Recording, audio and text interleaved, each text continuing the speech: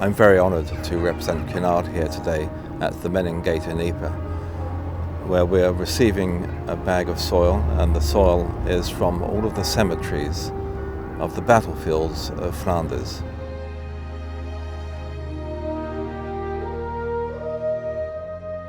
In 2008, some Flemish colleagues of mine and I came up with the idea of getting rid of a rather miserable pond that existed within Wellington Barracks, which is the home of the Guards regiments, and replacing that pond with a garden, and that garden to be a memorial garden.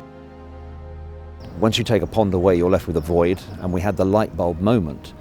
Well, shall we fill that void with soil brought back from the 70 battlefields in Flanders where Guardsmen fought and died in the Great War?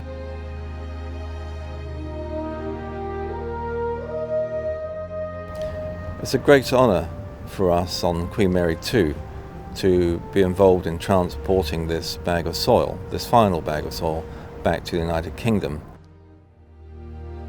As grateful as we are to Cunard for offering to bring that last bag home in what could be more stylish and more respectful than for that bag to sit in the grand lobby of probably the most opulent ship on the seas at the moment.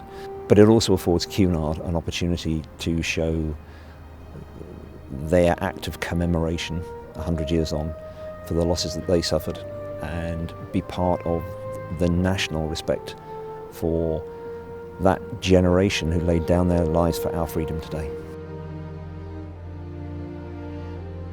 Now, Cunard Line lost 20 of her ships, and the most significant was the Lusitania, which lost just under 1,200 lives when she was sunk off of Old Kinsale Head on the 7th of May 1915. It's a great honour for me as the Mayor of Southampton to actually accept from Queen Mary 2 this very special sacred soil from the battlefields. It's poignant that out of the 8 million soldiers who actually left Southampton as the #1 embarkation point, that Southampton was the last soil that they actually stood on. 70 British schools and 70 Belgian schools were approached, and to be involved in a project where they go over to the battlefields to collect soil and bring it back to the UK.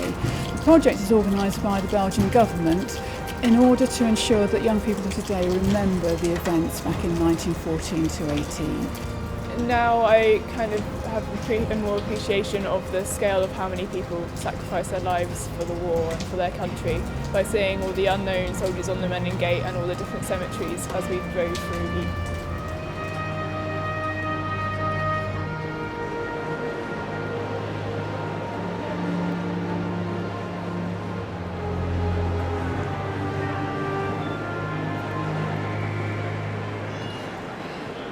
We are so deeply honoured that London was chosen, and the Guards Barracks in Wellington Barracks was chosen as the destination to form a garden that is, well, forever Flanders now.